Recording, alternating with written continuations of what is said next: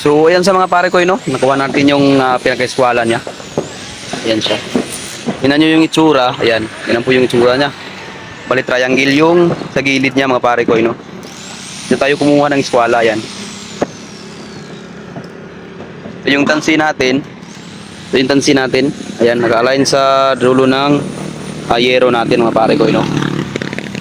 At bali dito, yung natira dito na may triangle is 2 piraso. Bali ito ay 2 piraso. Pagkatapos natin kabit, tabasan natin yung gilid. Ito yung kukunan natin ng guide ditong pinaka-pasya frame niya mga pare ko, no? Yan, kung pansin nyo is nakalagpas na doon. Yan. Yan ay tatabasan pa natin. Ito ay tatabasan pa natin mga pare ko, no? Yan siya. Hanggang papunta doon sa dulo. Bali may 2 yero pa tayong kakabit dito. 3 yero. 3 yero pa pala. 3 yero yung ikakabit natin. Bali yung sukat ng isang yero natin is 109 cm. Bali tatlo is 327 po yung tinira natin dyan. Bali bawas na po yung 109. Bawas na yun. Bali galing dito sa may yupi na to. Hanggang dito sa may yupi na to is 109 cm. Kaya times 3 natin is 327 po yung tira niyan. Bali 3 piraso ilalagay natin dyan at puputulan natin.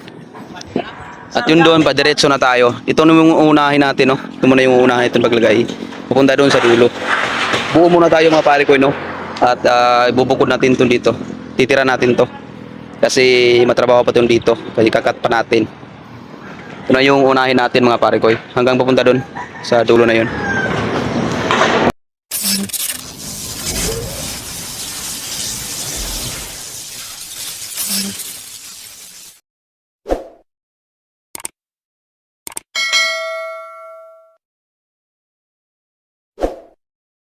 So yun mga pare ko, no, is for today's video nga pala is bale mag-roofing tayo dito sa bodega.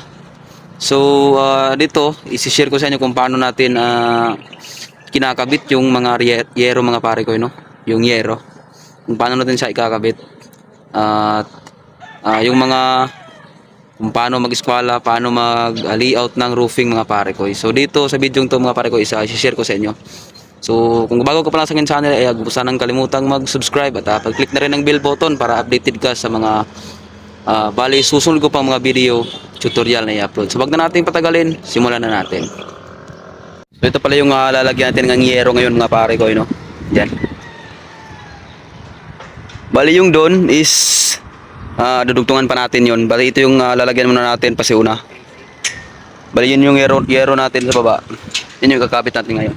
Bali yan ay tinatanggal pa natin yung mga scaffolding kasi lagpas dito sa paglalagyan natin ng bubong. Yan siya mga pare ko, no? Bago natin latagan itong mga pare ko is naglagay muna tayo ng tansi doon sa dulo. Para puntahan natin. Pakita ko sa inyo.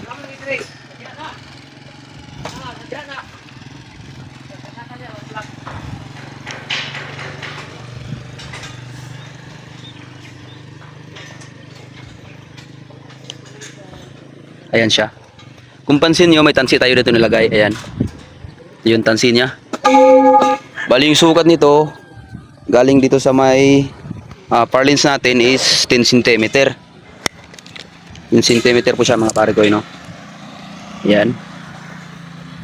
Ayan is 10 cm. Galing dito sa bottom ng C-far lens natin.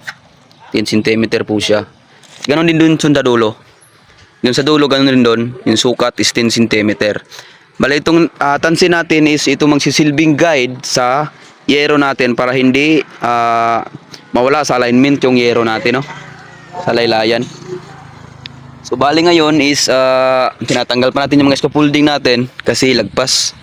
Yan, kita naman. Lagpas yung mga scaffolding. To, lagpas to. Tatanggalin pa natin to. Tapos lalagyan na natin na yan ng bubong ngayon mga pare ko, no? Ayan siya, may tansi na tayong nalagay. Na-ready na natin. Yung yero na lang pagkatapos itong tanggalin is iakyat natin yung bubong. Yung yero natin mga pare ko, no? Kung pansin nyo dito is hindi po siya eskwalado mga pare ko, no? Papakita ko sa inyo mamaya kung paano ito didaskartihan sa pagkakabit natin ng yero. Bali ito ay naka 45 yung gilid niya mga pare ko, no? Ayan. Kung pansin nyo, ayan, naka 45 po siya. Bali yung ano nito is sinabay natin sa lote mga pare ko, kasi nakatagilid yung lote. Sinabay na natin yung roof framing niya mga pare ko. So ayan po siya. Papakita ko sa inyo mamaya kung paano natin yan kakabitan ng yero para makuha natin yung kanyang iskwala mga pare ko, no? Ito yung ipakita ko sa inyo mamaya pag naikabit na natin yung pasiunang yero mga pare ko. Bali dito is tinanggal pa natin yung mga scaffolding. So ayan sa mga pare ko, no? Iaakit natin yung yero.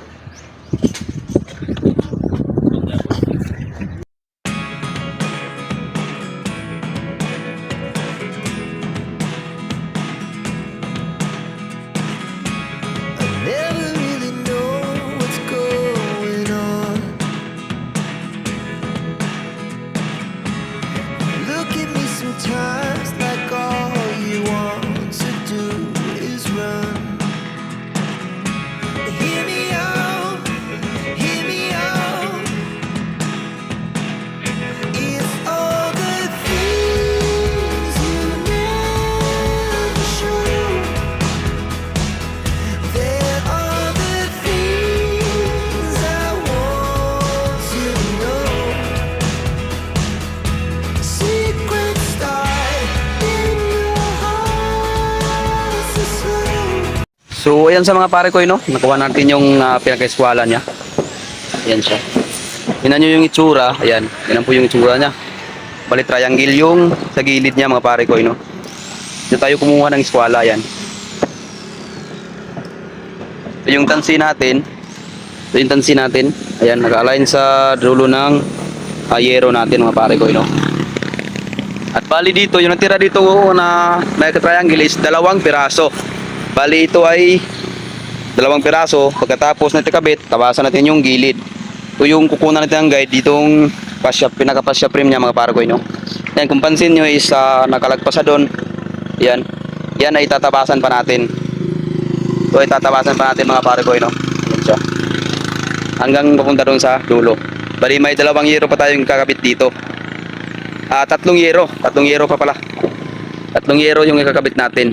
Bali yung sukat ng isang yero natin is 109 cm. Bali tatlo is 327 po yung tinira natin dyan. Bali bawas na po yung 109. Bawas na yun. Bali galing dito sa may yupi na to hanggang dito sa may yupi na to is 109 cm.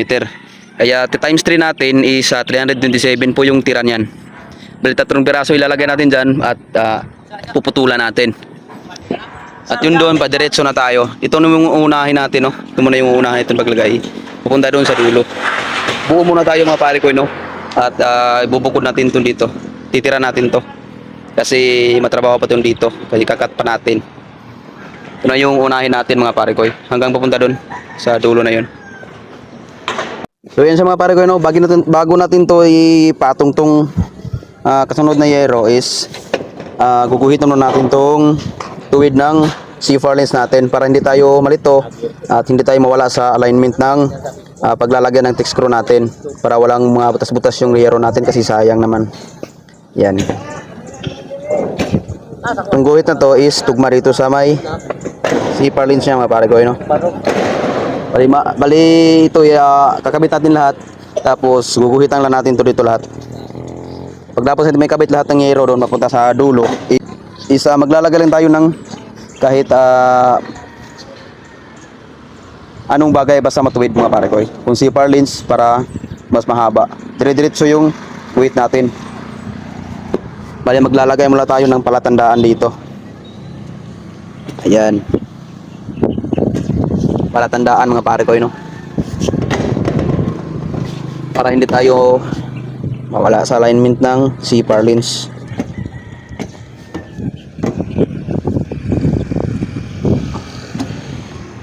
Ayan, bago natin ito ipatong tong pangalawang yero.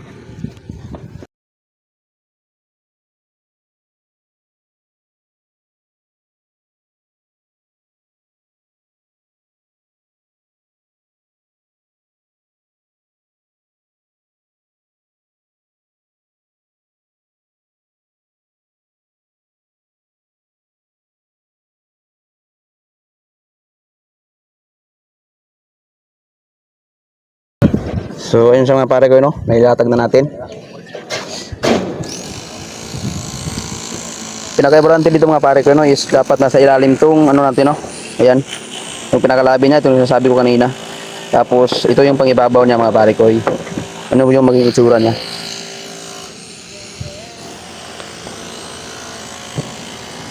Ito iti-texture natin.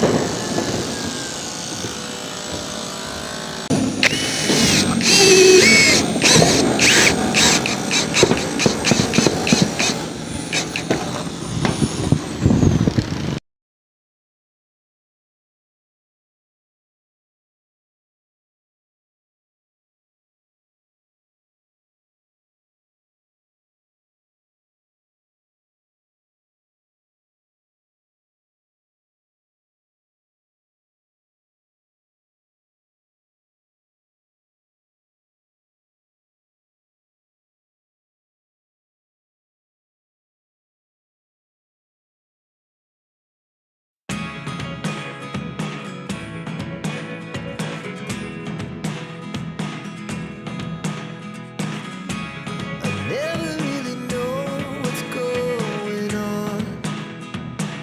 So yun nga pare ko, no? Isa na lang yung lalagyan natin dito.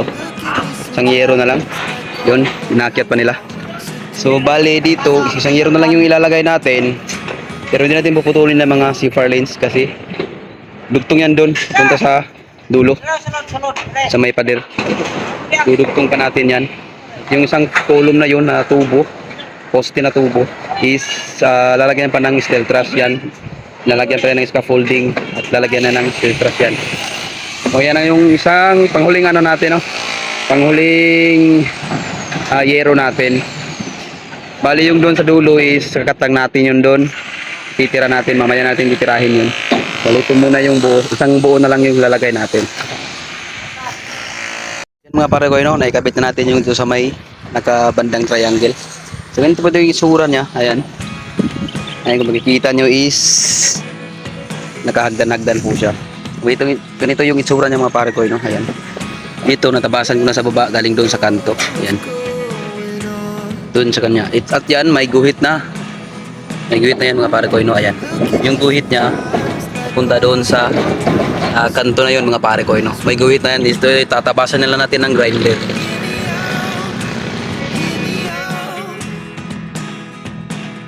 It's all the things you never show. There are the things I want to know.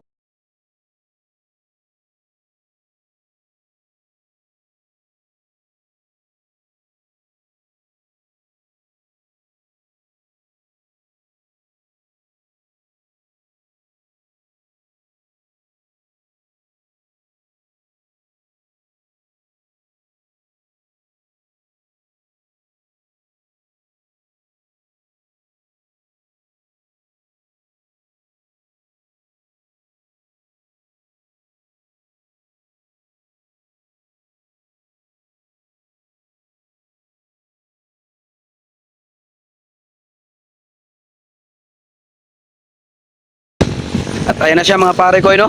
Tapos na natin nalatag at natapos lahat ng yung naka-triangle kanina. Ayan. Ano po yung magiging itsura niya?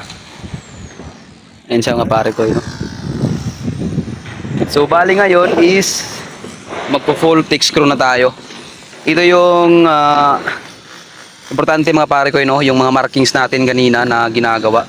Yung bawat paglatag natin ng isang yero is naglalagay tayo ng marking para hindi tayo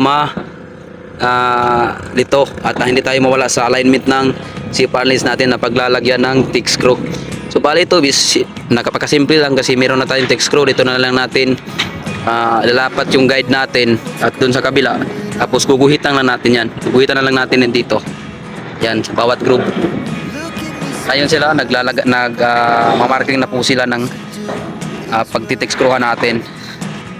So ito na lang yung gagawin natin, no? Panghuli. Full thick screw na lang po natin.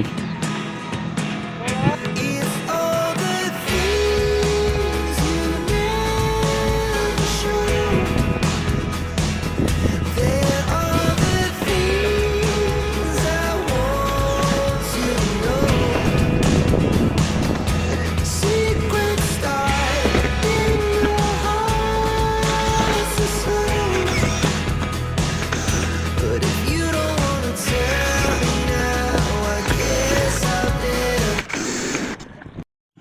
So ayan po siya mga pare ko, no? Tapos na natin ma-full thick screw yung roofing natin.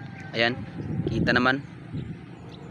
Yung doon is dudugtungan pa natin ng steel truss, no? At saka si purlins. Hindi pa natin i-diretso yun doon sa dulo. So dito tapos na lahat, thick screw. Ayan. Yung doon tapos na lahat mga pare ko, no? So meron tayong isa pang tips sa inyo mga pare ko, no? Sa pagkakabit ng yero, lalo na dito sa thick screw. So ayan, kung kita naman yan. Yung thick screw natin is hindi po siya nakalubog at hindi po siya nakalitaw.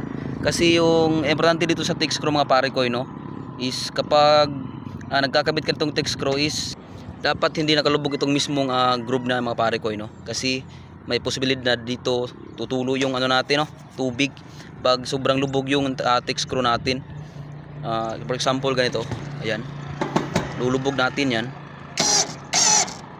ayan, medyo UP siya, may posibilidad na dito mag-i-stack yung tubig mga pare ko, no? Tapos kinakalawang siya, tapos dito siya dumadaan yung tubig pag kinain niya ng kalawang yung ano natin, yung yero natin mga pare ko. So dapat tamang ano lang, tamang higpit lang ng thick screw mga pare ko. Tulad dito, ayan, nakalibil lang yung ano natin, no? Hindi siya nagaliin, hindi siya nakalitaw. Tamang ano lang mga pare ko, tamang higpit lang ng thick screw mga pare ko, no? Para hindi po siya magkukus ng tulo ng bubong natin. Yan po yung kadalasang dahilan kapag may tulo yung bubong, dito dumadaan yung tubig na sobrang lubog yung pagkakabit nitong thick screw mga pare ko. So sana ay nakatulong yung video to mga pare ko, no? Sa mga nagro-roofing dyan.